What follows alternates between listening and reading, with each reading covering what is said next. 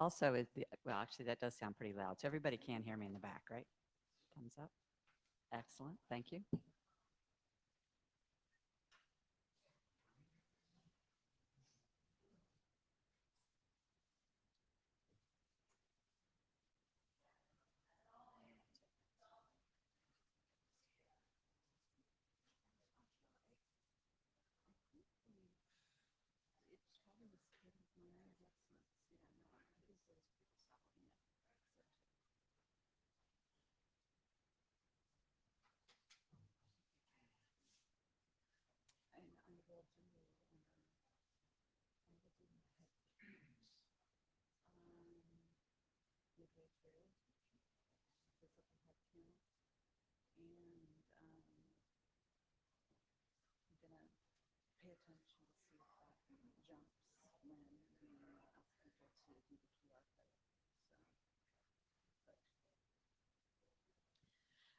Okay, it is 12:31 by my watch, so I think we'll go ahead and get started.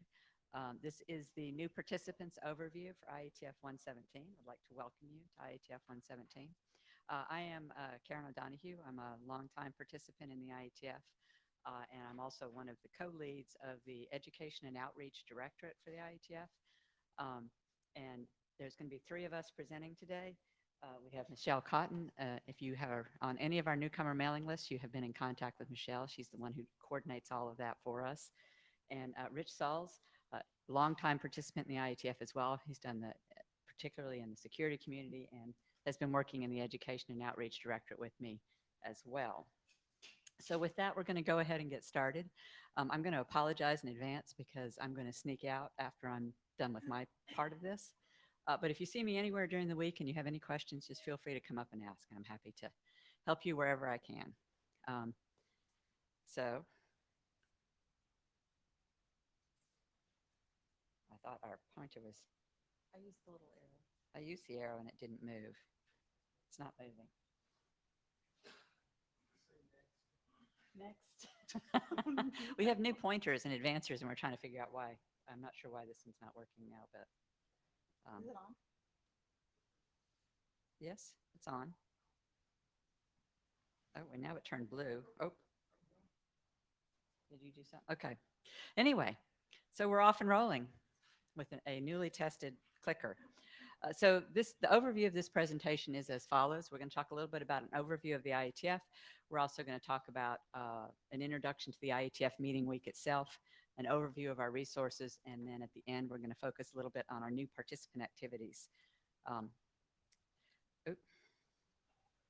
Getting used to this. The scope of this presentation. The overview, this is specifically focused on the kinds of things that you need to know to get you started in the IETF. It's general information about the IETF. It's an overview of the organizational structure. It's all of the things that should help you get started this week and how to make the most of the meetings. It's not a history of the IETF. We used to do a 2-hour session for that on Sunday. Those are available online. Scott Bradner did an extensive series on the history of the IETF. It's also not on, how to write a standard, how to get my document accepted, how do I get an RFC published. It's not on that level of detail. It's just to get you started. And the first few slides here are going to be some basically meeting management types of things that you're going to see in several meetings as we go.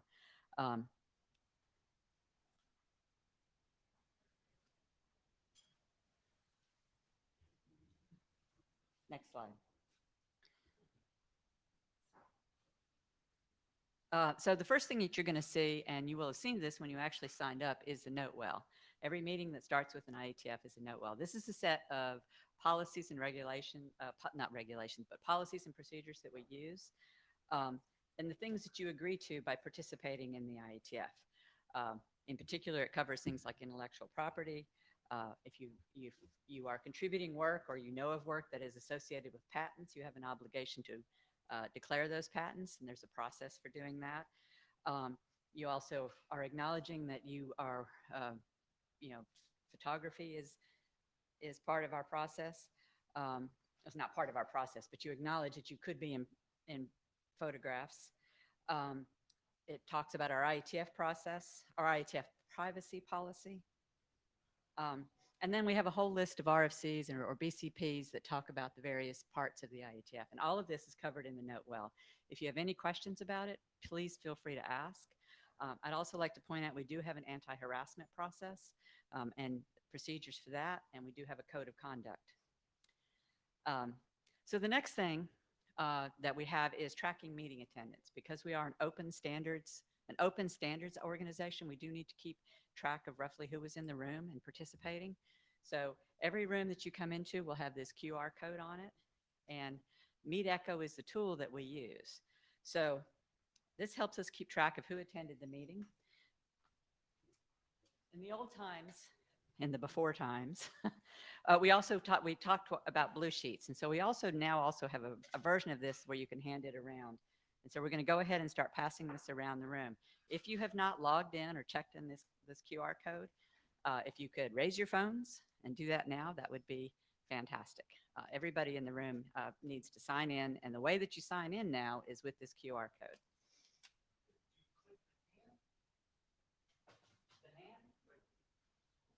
No, you don't click the hand to get in the queue. You just right. So when you access it, it logs you into this meeting, this session. And so when you go to the proceedings afterwards, you'll see everybody that attended this session. And there should be a live count. Michelle's looking at it. I can't see it from here, but you know, the number of people in this room should represent the number of people that are in MeetEcho plus the online people. And that's the other thing to understand about the IETF. And we'll talk a little bit more later about this tool, but we have, and I forgot the exact numbers. I think we have something like 400 virtual people registered for this meeting. And so when they come in, they get counted as attendees as well.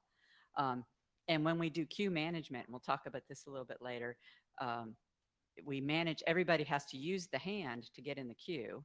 And then that enables the virtual people to have the opportunity to participate at the same level as everybody else.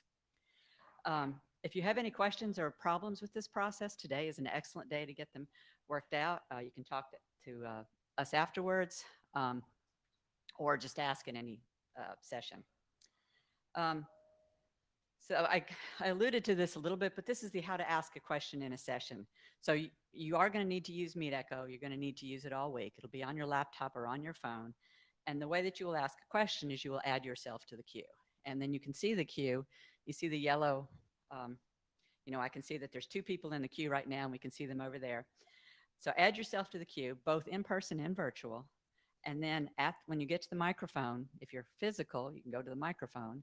If you're virtual, then the chairs, whoever's chairing the session, will acknowledge you and allow you to ask a question.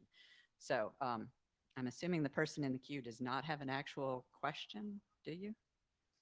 No, I don't. You were just testing. Okay, excellent. It works. Oh, your name only shows up there if you actually put yourself, if you scan the code, it registers you for the meeting. If you push the hand, that puts you in the queue to ask a question. So all right. So, so that should get everybody started on how to get in line and how to ask questions in the meetings. All right. So the last thing we have in sort of meeting management or meeting, you know, just sort of things that are useful to know is lanyards, pins, and buttons. The IETF really likes signage, and we have signage for a whole bunch of different things. One of the things that we wanted to point out to people is we have 2 different color lanyards. We have green lanyards and red lanyards. Group shots of everybody, you have consented to have your picture taken. If you would rather not be in individual shots or small group shots, then wear a red lanyard. But please don't wear a red lanyard just because you prefer the color red. So green lanyards because you know you're fine with having your picture taken. Red lanyards if you would rather not have individual pictures taken. Okay? And that's specific to this meeting. That's specific to this meeting. I will tell you that in other meetings, generally speaking, our red lanyards are always the one that say, "Don't take my picture, please." But usually they're white lanyards. At the last minute, we had to edit our slides because we said white lanyards, and then we realized we had no white lanyards this time, so it's green lanyards this time. But the next thing is pins. We're a little bit, moving past the COVID era, but one of the things that we did when we came out of the COVID was we provided indicators for how comfortable you were with contact. So if you go to the registration desk, you can pick up these pins. The green square means that you are comfortable with, any reasonable level of contact in a professional setting. If you're greeting an old colleague and you're happy to give them a hug, then that would be that. If you are yellow, if you choose a yellow triangle, um, then you're somebody who would like elbow bumps, or you'd like some level of caution. And then if you are somebody who really wants to maintain that the separation, then you have the red thing, red. What's five-sided? Just lost my pentagons. There we go. Red. The last thing we have pardon? The default, if you don't wear anything, is ask. I guess the default would be to ask, or I mean, generally speaking, you're greeting people either you know or you don't know. So whatever you would use in a professional setting, don't tackle people in the hallway or things like that.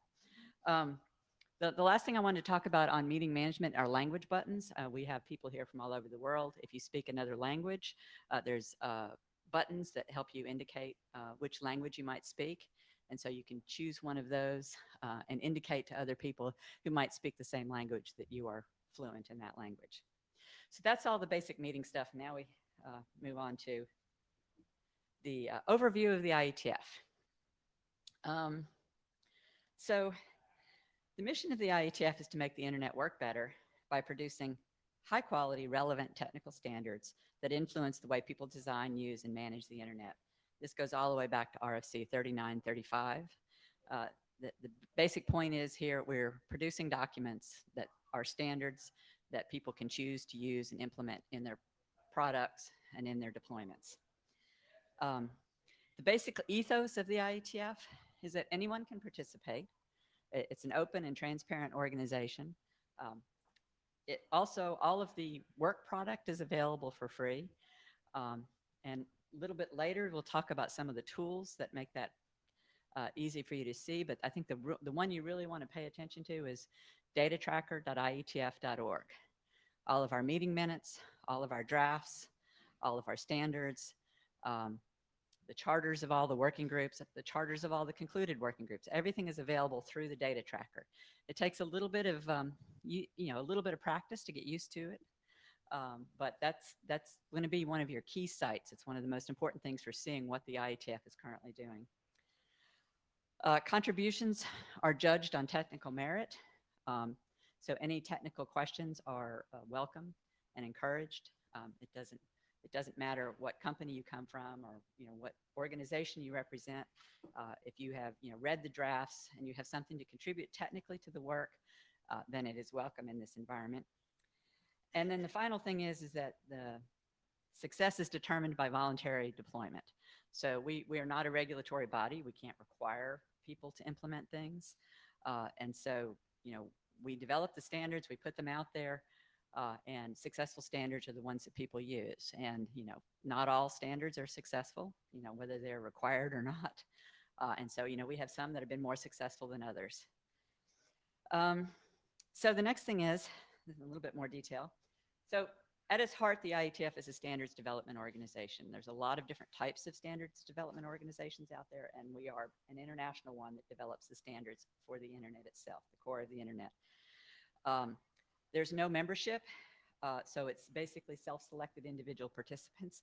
Now, clearly, when people are coming here, they're representing the people that are paying them to come here. So you do have affiliations, and it's understood that if I work for company A and they're paying my bill to come here, then I'm going to represent their interest. So, but it is individual participants. It's driven by market-based adoption, which I've already talked about quite a bit. It's focused on the internet technologies, and it's bottoms up. And so it starts with an individual submitting a draft and gets built up from that way. We don't do formal voting. We do what we call rough consensus, and there's another slide later about the definition of rough consensus. We do take the pulse of the room, we take the pulse of the mailing list, and from that we determine what we believe the rough consensus is for something and move forward based on that. There is no formal government role. However, there are governments, individuals from governments participate all the time. And there's no, it's not, this is not a trade show type of meeting or a sales meeting. This is a working meeting of people developing their technologies. So this is the big picture of the IETF. And there's a lot of acronyms on here, but I imagine that some of you have, some of you are more familiar with this organization than others. But the big blue circle, we have all of these little working groups. Working groups are arranged into areas, and then the areas comprise the IESG. That's the Internet Engineering Steering Group. And so all of the area directors are that body, and that is where the bulk of the work of the IETF is done. Associated with that, in parallel to that, there's the IRSG, and that's the Internet Research Steering Group. And so we have research groups here as well. Now, research groups are working on technology that might be deployed in the future. They're also working on things like internet access for all. So there's a number of research groups, and they're a little bit more loosely organized. They have a little bit more flexibility in their charters, and they are managed by the group called the IRSG. There's also an Internet Architecture Board, and the Internet Architecture Board is made up of a set of people that basically provides overall guidance in internet architecture and also manages all the liaison relationships and outreach for the IETF.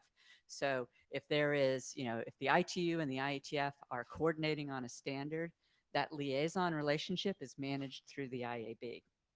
The final organization that is part of this community is the IETF LLC.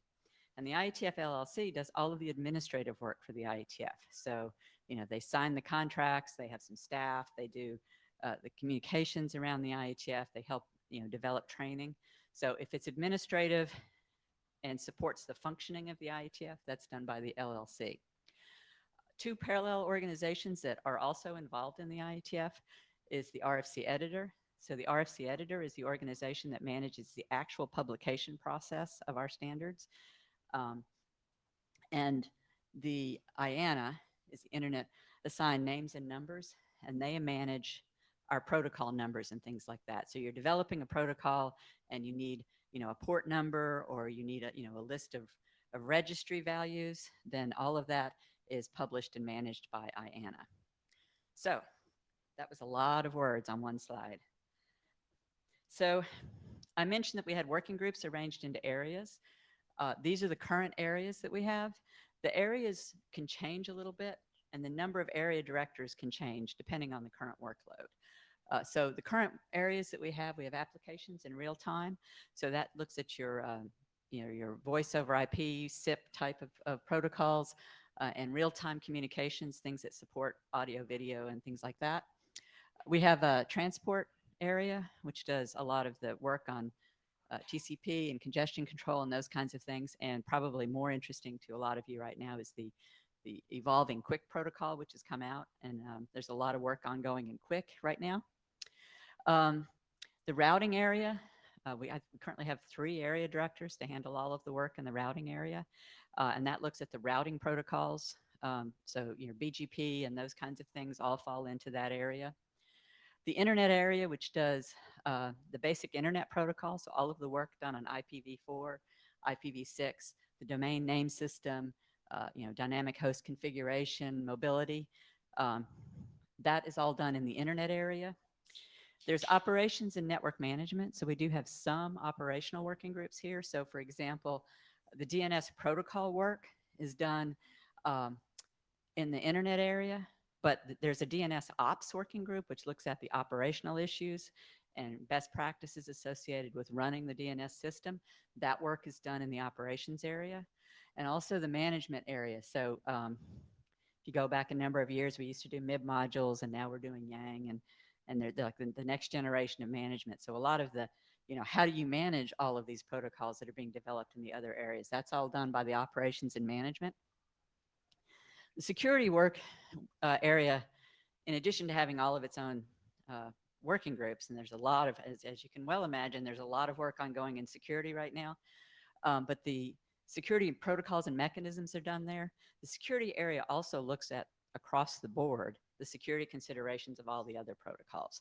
And so you really can't, there's a number of things that you need to, any document that gets published, the security area reviews it, and there's a number of other areas that review it.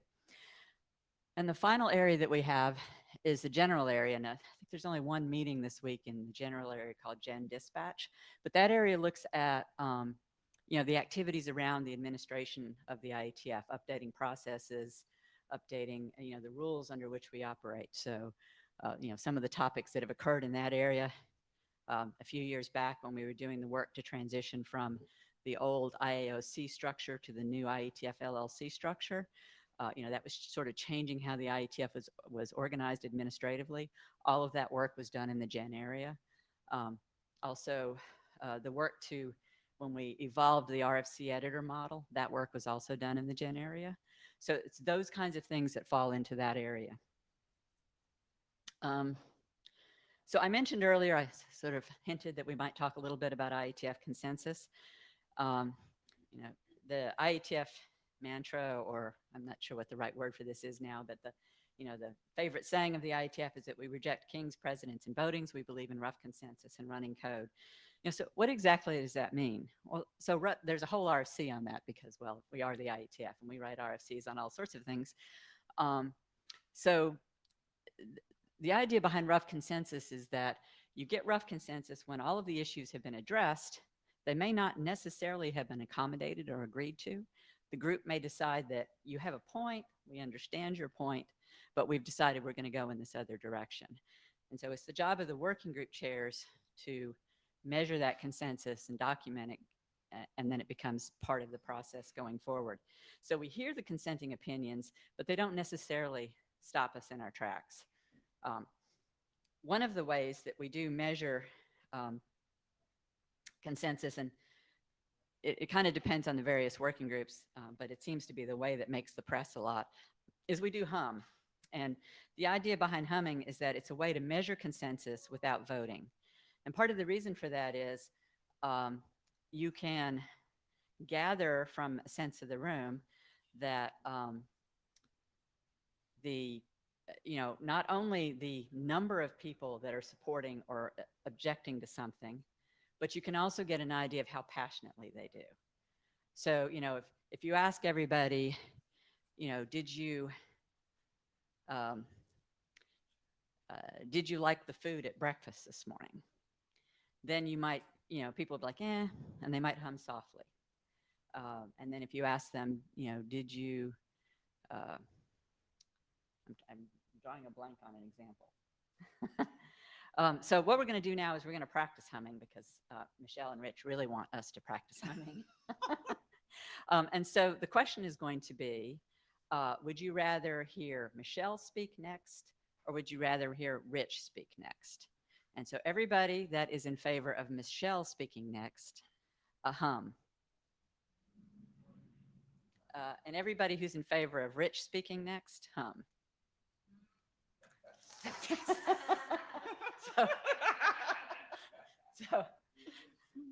So in any event, that's a demonstration of humming. Now, all joking aside, it is a way to measure the pulse of the room without actually relying on voting. And so it is meant to gather,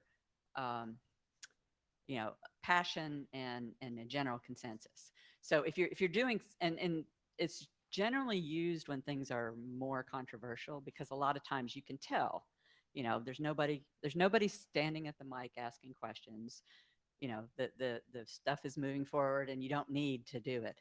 I've also done some work in IEEE, and one of the things that I noted there is we have, you have voting, and everything had to be voted on. And that's one way of doing things. This is a different way of doing things. Yes, and so as part of what we're doing now, because we're still working on the whole virtual part of this, is There is polling available in Meet Echo, and that's the other thing that can happen. And that does look suspiciously like voting because you end up with tallies of numbers. Um, but it is what it is. The other thing to note is that um, any consensus call is supposed to be validated or taken back to the mailing list. So all of you happen to be sitting in this room, but there's another 30 or 40 people that might care about this issue that are not sitting in this room. And so we as working group chairs, we're supposed to take the consensus back to the mailing list. So that is IETF and consensus. Um, so the next thing is joining working groups and contributing to existing work. I mentioned the data tracker earlier. Every working group has a data tracker page. And from that data tracker page, you can see, the about is the charter of the working group. The documents lists the documents that are currently being worked on in that working group and that have already been worked on. All of them under the meetings tab up there, you'll see all of the previous meetings, minutes, and the materials for the previous meetings. And then you have some other, like the archive of the mailing list. So the process of contributing to a working group is you join the mailing list, you review the documents that are currently in progress. If you have any questions, you can contact the chairs. You comment on the mailing list or you comment in the meeting. One of the things that we are doing is we're seeing a lot more of our work move to GitHub, and so you can also follow more actively the development of the document. And what you'll see in here is sort of snapshots where the document has evolved for a while on GitHub, and then they publish an update, and so that'll be the next version you see here. The next thing people ask a lot is, how do you get new work into the IETF? So the IETF is, as we mentioned, it's a contribution-driven, bottoms-up process.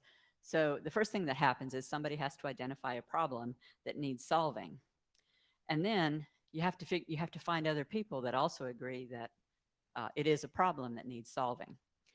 And then does the problem fit into one of our areas? And we've already talked about what the areas are. And does it align with the architectural principles of the IETF, of the internet? So is the scope well defined and understood? Are we past the research stage and on to the engineering stage? So we're ready to, if it's something that's still research oriented, maybe that should go to the IRTF. If it's something that we're at the engineering stage and we're ready to develop standards for, then that is appropriate for the IETF.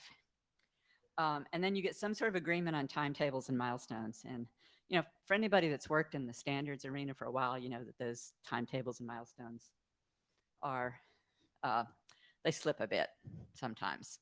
They are aspirational.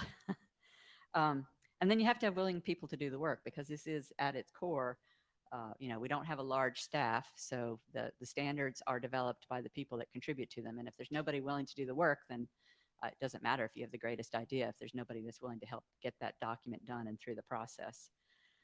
So this is a little bit more detail.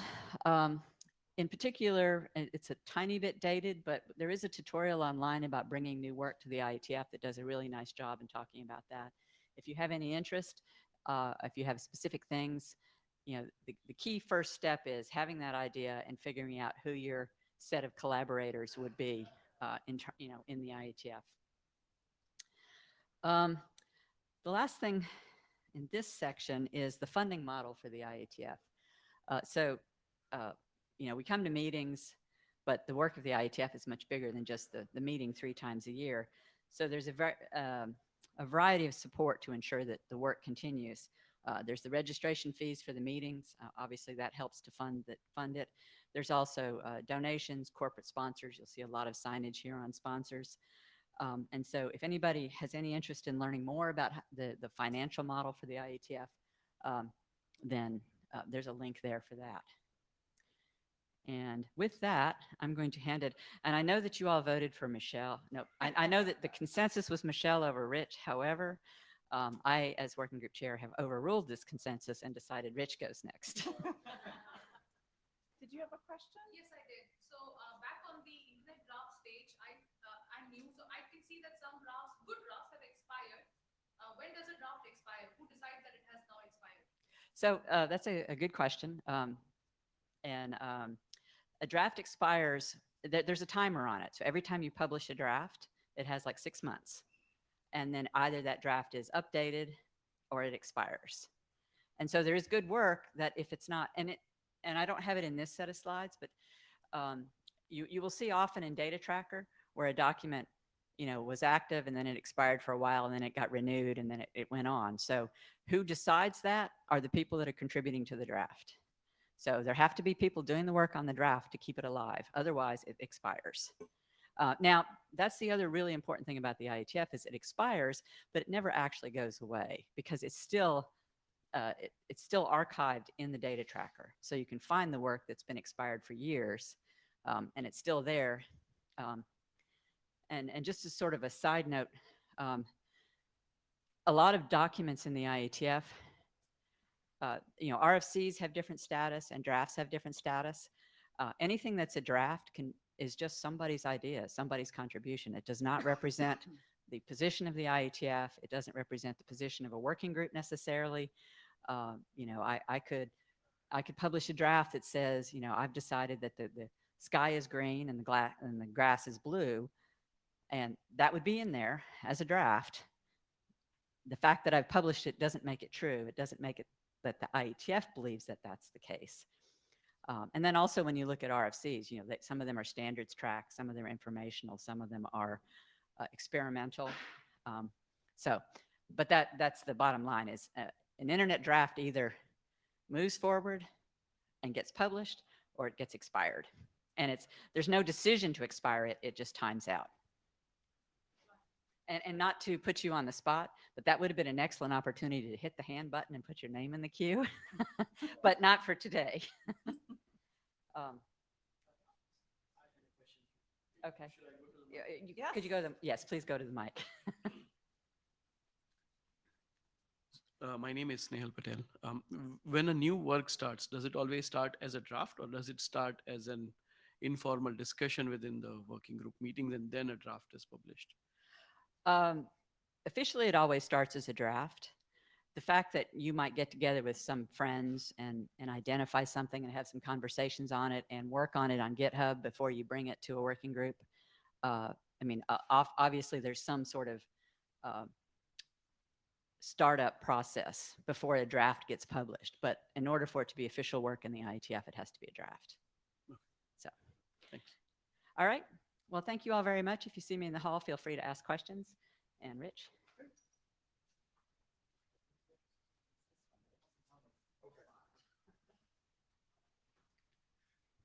Okay, so I'm here to talk about, give you an overview of what the upcoming week is going to be like. It's a Halloween shirt with all sorts of scary monsters and aliens. Don't take that as a comment on what the week is going to be like. Okay, so if you've looked at the agenda, you should have, it's a very packed thing. Not everything will be appealing to everybody. We have a total in the IETF right now of about 130 working groups. Each have a narrow, specific defined focus, grouped, as Karen had said, into areas. Birds of a feather sessions comes from the saying birds of a feather flock together. There were a couple, one of them which was just canceled. The IRTF, the research organization that's a sister of the IETF, is also meeting this week. This particular IETF, we also have a joint session with the ACM, and that gets a lot of academic papers. That's meeting in 2 sessions, Monday and Tuesday, I think. If you registered for the IETF, you are entitled to go to any IRTF, or in this case, also the ANRW, the ACM sessions. There are area-wide things, such as a security area group. There's a plenary, which is a Greek word meaning all of us. That's the one meeting that's held with no conflicts. So come to that and you can learn about the organization, the IETF, how the fundraising is going, reports from the various leadership bodies and so on. It's interesting if you like administrivia. Social event, there's one this week. Tickets were available shortly after registration. They are now all sold out, as always happens. So there's a lot of traffic on the 117 attendees list saying, I have a ticket, I want a ticket, so it goes. Tutorials, this is a primary example. Later tonight, there's Hot RFC. We stole the acronym. It means Request for Conversation, not a document. People get 10 minutes to present what they're interested in or what they want to look for other people to do. So it's one way to collect the nucleus of people. It's also very, very wide ranging, everything from how DNS operations to encryption mandates and so on. Side meetings in open time, most of the side meetings are held in here. The IETF starts relatively late because in the day, that's a new innovation because we like to reserve the morning for people getting together and like, hey, let's get together for breakfast and so on. So there's a lot going on. Working group sessions are the biggest, most important part. This is where the technical work gets done. Unlike many other standards organizations, what will happen is there'll be prepared presentations of people that have got drafts that the working group is working on, and they'll come up and stand at a mic like this, and they'll say, here's what changed since the last time we met. In Unix terms, it's a diff. Nobody, unless it's a first time the working group has seen a document, nobody will be explaining what this whole thing is about. They'll say, here's what's changed since we last met 4 months ago. So it really helps if you're interested in a particular area and you scan through the list of working groups to look at the documents that are on each working group page and say, oh yeah, I'm curious about this, and read the draft so that you can be better prepared. You don't always have to. Sometimes you can just intuit things. Every working group session, like this one, uses the same Meetecho interface, and there's a chat room where you can just ask, if you're unclear about something, always feel free to ask in the chat room. If you have a technical question, someone proposes, oh, I think we should allow 2 digits for the year because that's all we'll ever need. And then you can raise your hand, come to the mic and say, have you considered that we might change Millennium sometime soon, right? Let's not do that again. So technical questions are always included, are always welcome. But having some background knowledge might be more important for you to get useful information. Birds of a feather, as I said, it precedes the formation of a working group. Often people will get together and say, oh, I'm thinking about this and I'm thinking about this. They'll come up with a document, maybe a draft of what the charter should be. They often meet generally once, sometimes twice if it's irrelevant. Sometimes they'll meet and the group discussion will be such that, it's no point in us forming a working group in this area.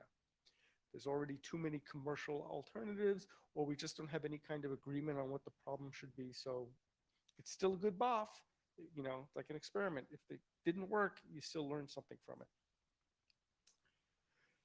IRTF research sessions, they're very much the same as working group sessions, except their focus is on longer term research. They will still publish RFCs. IRTF is a research group, RGs. Things like, what does it mean, Gaia, global internet access for all? What does that mean? Privacy preserving measurements. How can we monitor what's going on the network while still preserving privacy for the individuals, things that don't have a good answer. A survey of censorship techniques was also, I think, a recent thing. The IRTF also sponsors the Applied Networking Research Prize, where two papers are picked from all of the networking publications in the last year, awarded a prize. They're given funding to come here and present at the open session of the IRTF. So it's a semi-academic research, not as strictly as academic as the ACM ANRW workshop is, but it still gives you a different perspective on things. ANRW, it's held once a year in conjunction with the IETF and the IRTF. It's a joint workshop. The papers, they are published papers. This is more strict than RFCs. We still have academics participating, of course. There'll be keynote addresses and so on. If you registered or since you registered for the IETF, if you look in the agenda, you'll see ANRW. They're meeting 2 or 3 times, and each one has a different set of sessions. So if you click on the meeting materials, you can see the agenda. You say, I don't care about the opening sessions, but this paper is really interesting to me, so I'll add it to my calendar or what have you. Area-wide sessions, as I said, the security area, the transport area all have sessions where it's general discussion, presentation of what all their different working groups are doing, issues that might need to be considered by the area. The plenary, already, talked about that. I don't think we have any lunch talk this week. Do we have a? I There's forget. a host series. Oh yeah, the host. If you're a host of the meeting and you've seen all the banners around, Nokia is our host this time. They get to, outside of paying for all of the snacks and helping subsidize the T-shirts and all, in exchange for our thanks and gratitude, they get to have a lunchtime seminar where everyone is invited and you can learn some things that are of interest to the host at this particular, at that. The hackathon, too late for this one if you wanted to join. It starts on Saturday and runs for half of Sunday. This is a picture of, I'm not sure which one, but it's, as Karen said at the beginning, rough consensus and running code. The rough consensus is where we hash out things, and so on, in the working groups and on the mailing lists. The running code is now done. A lot of it is done at the hackathon. It's free. You get free meals. You get another free T-shirt.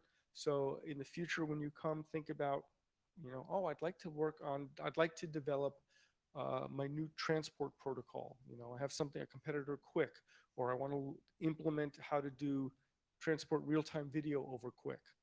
Those kind of things happen a lot at the IETF, at the hackathon. Again, free, come a day early. And there's a presentation, there's a hack demo happy hour open to all of the IETF where you can wander around the different tables and get demonstrations of what people were working on. And I guess that's the main one. It also is a really good way to meet people who are, there's a wiki beforehand that lists what the projects are. You can add one of your own if you care to. I go through and I go to the hackathon every year, and all I do is just sort of walk around the room, meet friends, ask what people are working on. I don't hack on any particular projects. You can see there's often lots of networking gear or laptops and various things there, but it's fun. It's very much like your typical hackathon as you might see at a university or something like that, a weekend project. Networking and social events. One thing that's kind of cute is if you look right outside this room, there's these little low slung wood and leather chairs. The Secretariat, that Michelle will talk about, I think, rented extra seating. So we have these little comfy chairs to encourage people to get together. There's a terminal room. It's still called that. It doesn't have any terminals. It's just a place to go in there, and there's wired Ethernet as opposed to the Wi-Fi. But you can meet and work with people there. There's other side meetings and so on that are all mentioned either in the agenda, or if you look at the main meeting page, there's a list of what the various side meetings are. And the social event, that one is from the Singapore National Aquarium. So we sat there and ate sushi while the octopi were looking at us. The Sisters is a social organization for people who present as women in the IETF. We recognize that we don't have the good representation. There is a luncheon, I believe. Breakfast networking. And every breakfast time they get together. So if you look at on the IETF site, you can find out more about it. I think Karen knows about it. Michelle probably knows about it too. General meeting etiquette. Like I said, it helps to read the documents. Don't stand up. It's really bad form if you hit the hands up button and yes, you stand up at the mic and you go, I don't understand what you mean about TCP. Don't, or I don't, what is TLS? Don't do those kinds of things. We encourage respectful and tolerant behavior of everybody. We do have a set of people you can complain to called the Ombuds team if you are being harassed or you feel you're not being taken seriously. The first course of action is talk to the working group chairs. Those will be always sitting up here at the front of the room. So after the session, come up and say, hey, everybody laughed when I said something, and they can explain either why somebody was wrong to do that or what you could have done better to help improve. Enjoy yourself. It is as I mentioned, we have a full-time session. It's really, it's hard. You go home, you say, what was it like? Oh, I'm really tired. Yeah, but all you did was sit in a room for 8 hours and listen to people. You know, brain cycles take time too. Okay. Also, get out and enjoy the fresh air here. Um, we use a custom built conferencing system called MeetEcho. It's tied to a chat system called Zulip. Every working group has a chat. It's kind of like Slack, but better. Personal opinion. Um, MeetEcho will handle all of that stuff. The handheld, phone-oriented version just has provisions to, it registers you for attendance, which is important, helps plan future meeting room size, but it also adds you to the queue to be brought up to the mic. The full-size version also has integration with the chat stuff. And with that, you're next, right? Is this, I don't know, didn't you do this time? All right, I can keep going. I'm happy to do it too. We can do it together. All right. You see. Okay, so the resources, there's a lot. The IETF, Participants in Culture, the IETF has been around for about 35 years. A lot of people have been here for almost all of those 35 years, which is kind of impressive and scary and surprising. Everybody, we went through a big culture shift. I used to say 7 years ago, oh, don't worry about people if they seem mean to you. That's just because they know each other. That's no longer acceptable in the world today. Technical excellence is valued over everything. We work very hard to be accommodating. During the pandemic, we were all remote. Now it's a hybrid. We have about typically 1/3 of the people are remote and 2/3 are here in person. With the Meet ecosystem, we try to make sure everybody can participate equally. The dress code is informal. You get a free T-shirt so that by the end of the week, pack one less shirt than you think you might need. You can wear Halloween gear, whatever you like. People have been working together for a long time. But also, again, if you have anything technical to contribute, don't be shy about stepping up and saying, hey, have you thought about this? Or, barging in. You don't necessarily want to be rude, but if you don't want to be rude, but feel free to contribute.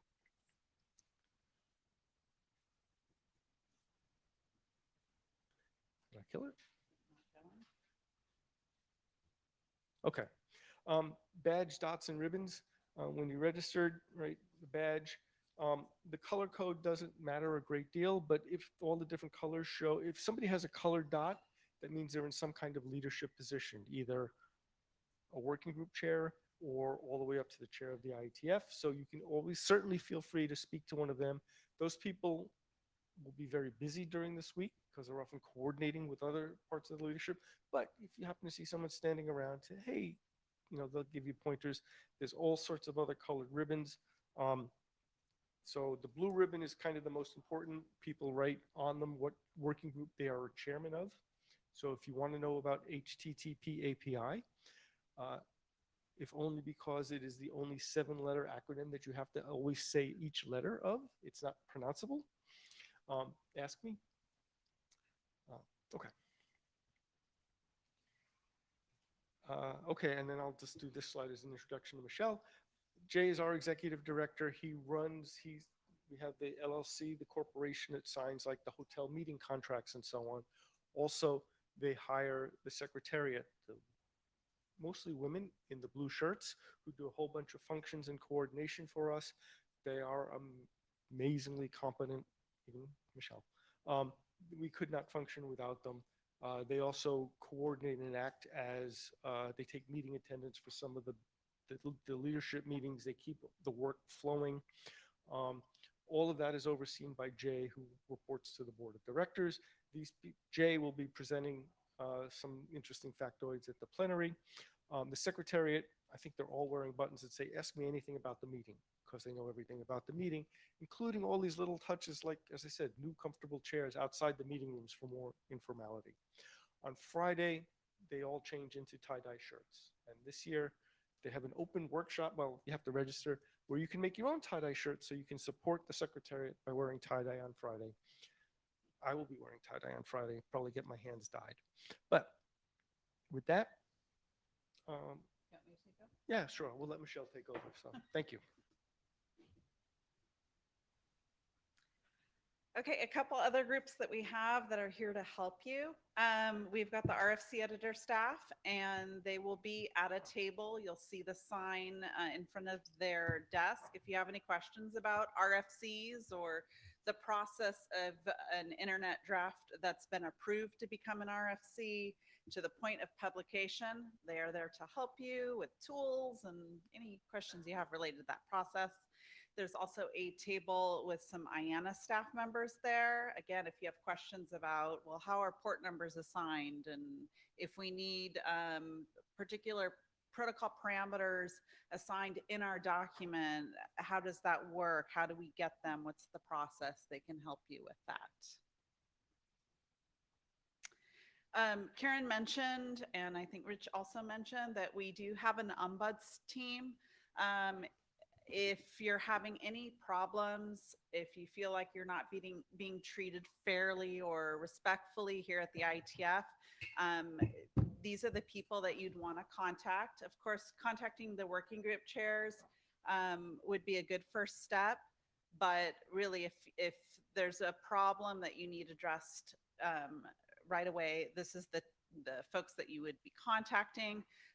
Hopefully you won't experience anything like that, but we do have a process in place just in case something unwelcome happens. And here's a little bit more information on details of what the process is. It's all available on the IETF website. We do have a NOC. They make lots of magic happen for our network here at the IETF. If you need to print something, we do have printers at the registration area. You could just go up and ask one of us to help you. We'll get you situated.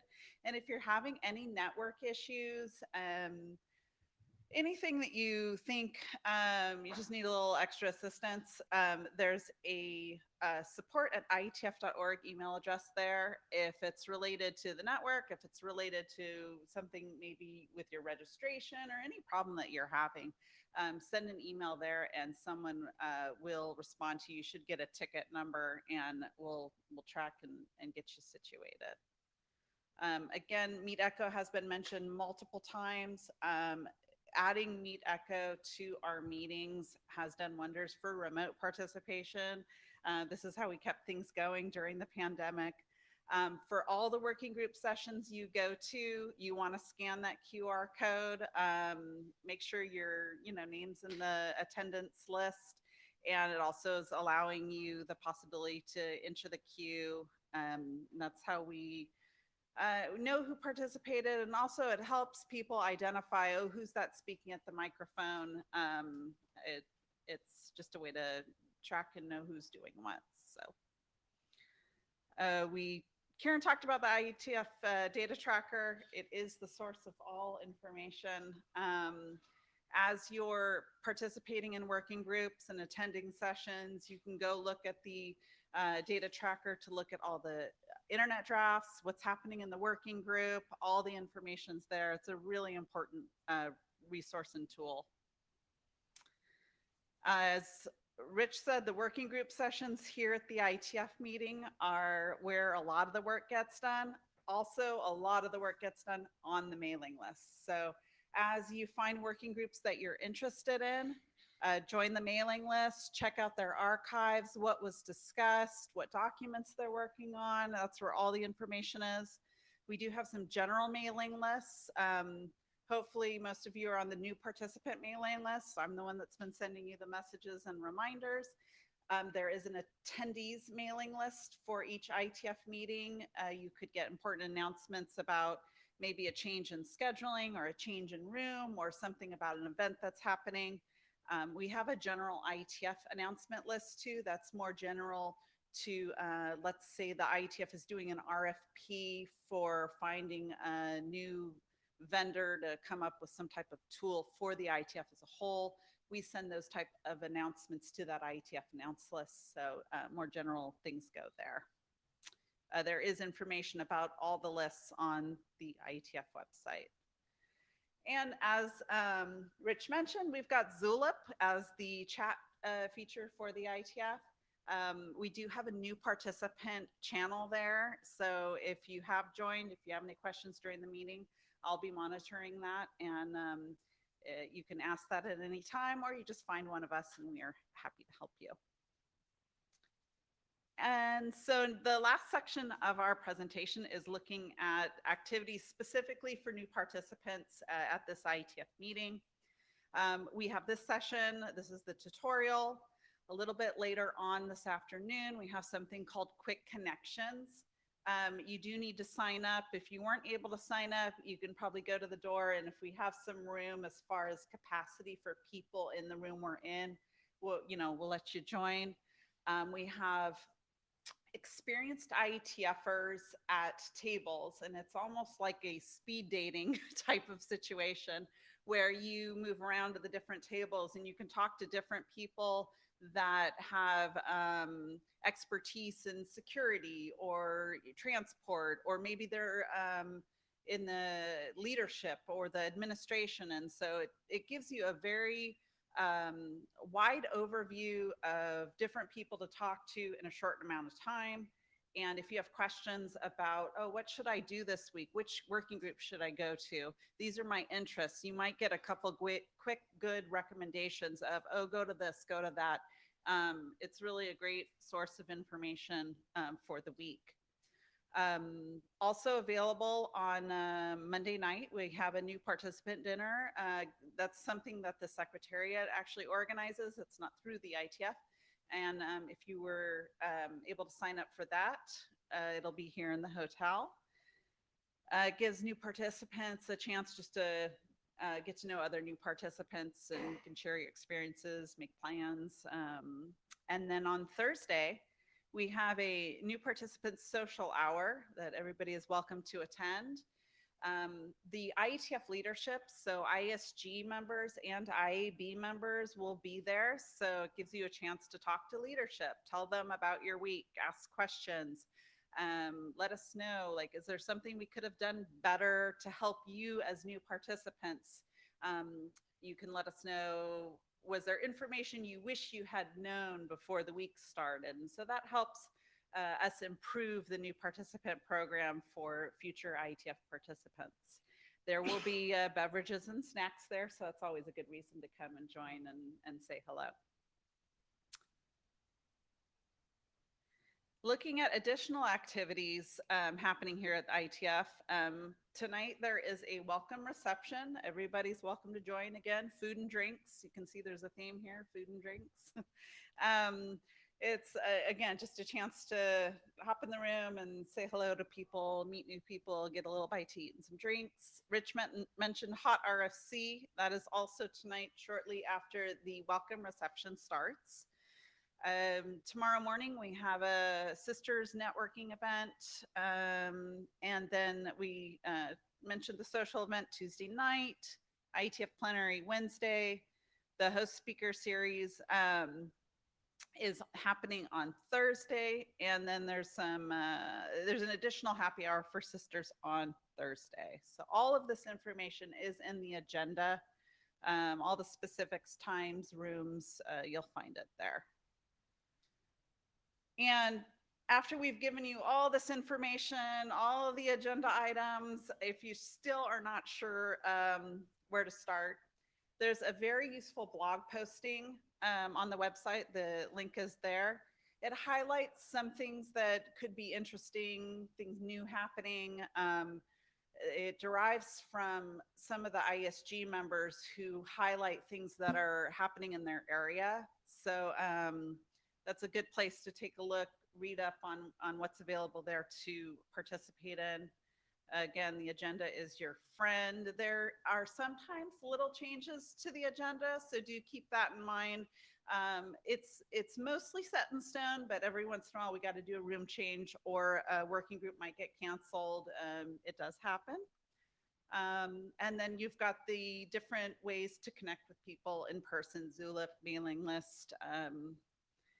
And at any time, especially new participants, I encourage you to stop by the registration desk, say hello. If you have any questions about anything, I am here to help you. I can hopefully steer you in the right direction if there's any information I don't know.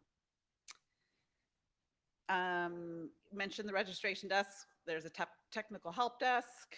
We talked about the other booths, and area directors do have office hours during the week. I believe between this session and Quick Connections, there's 2 area director groups that are holding office hours.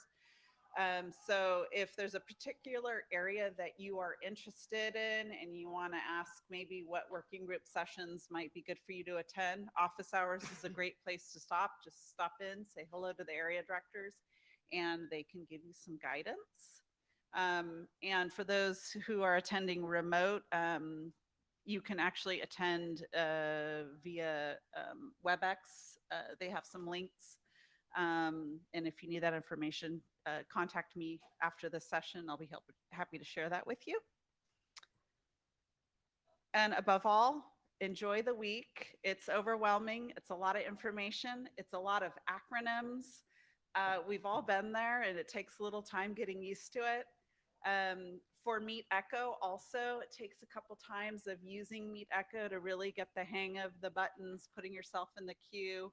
But eventually it just comes second nature. We're here afterwards for anybody who wants to come up, say hello, and if you have any questions, we are here to help you. We hope you have an absolutely wonderful week. Make sure you stay hydrated and try to get some sleep. I know many of you are probably suffering from jet lag. I didn't have jet lag this time because I only live an hour away from here, so I have a lot of energy today. But yeah, thank you for coming. Have a good week, and we'll talk to you all soon. I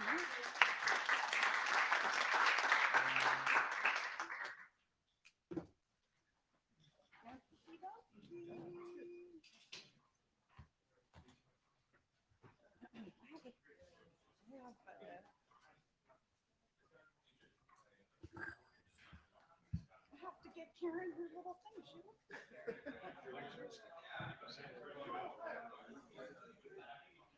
Hi, Debbie.